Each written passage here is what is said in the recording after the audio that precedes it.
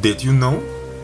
Did you know that in the Bible you will find the answer to all the questions and issues that society deals with today? Whether it's the issue of abortion, euthanasia, gay marriage, medical marijuana, right to health care, illegal immigration, alternative energy versus fossil fuels, milk, social networking, video games and violence, Israeli-Palestinian conflict, US-Iraq war, etc., and many more? In order to know God's will on these subjects or the principles that should guide us when dealing with them, we need to follow the fifth rule of interpretation, which is gather all text of a subject in order to understand that topic.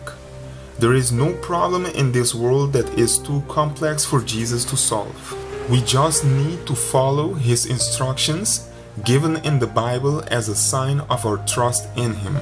If you want to know something about the subject of faith, government, death or war, just gather all the Bible verses about the subject and with prayer try to find God's thought on that particular subject. You will not be left in darkness.